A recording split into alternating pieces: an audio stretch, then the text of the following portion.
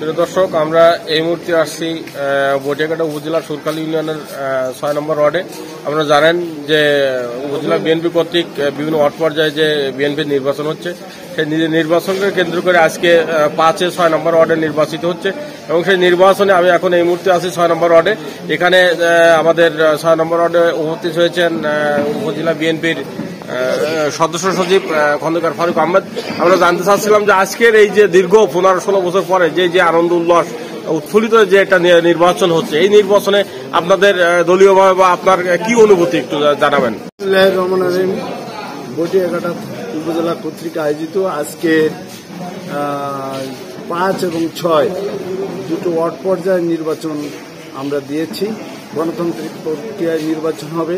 আমাদের ভারপ্রাপ্ত চেয়ারম্যান দেশ নায়ক তারেক রহমান গণতান্ত্রিক প্রক্রিয়ায় ওয়ার্ড পর্যায় থেকে আমাদের ভোট নির্ধারণ করে নেতা নির্ধারণ করতে হবে, এই আমাদের নির্দেশ দিয়েছেন। আমরা তারই নির্দেশের আলোকে আমরা এই গণতান্ত্রিক প্রক্রিয়ায় ভোট গ্রহণ করছি এবং স্বচ্ছ ভোট হচ্ছে, স্বতঃস্ফূর্তভাবে আনন্দমুখর পরিবেশে ৫ এবং ৬ ভোট হচ্ছে এবং আমরা একটু পরেই আমাদের ভোট প্রায় শেষ।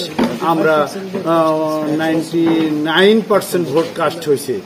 আমরা ভোট গুনে এবং জনগণের কর্মীদের ভোটেই নেতা নির্ধারণ হবে এবং আমাদের যে নেতা নির্ধারণ হবে আগামীতে আমরা সমগ্র বাংলাদেশে এই গণতান্ত্রিক প্রক্রিয়ায় আগামী জাতীয় সংসদ নির্বাচন হবে।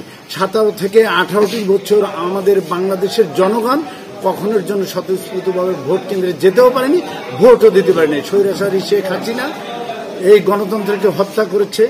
আন্দোলন সংগ্রাম করতে যে আমাদের বহু নেতাকর্মী আহত নিহত হয়েছেন।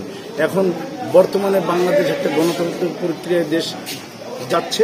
আমরা সেই গণতন্ত্র প্রক্রিয়ায় আগামীতে ভোট গ্রহণ করব। সকলকে ধন্যবাদ জানাই, আমাদের দেশ নায়ক তারেক রহমানকে ধন্যবাদ জানাই। আমরা গণতন্ত্রের প্রক্রিয়ায় আমরা নেতা নির্ধারণ করছি। অসংখ্য ধন্যবাদ।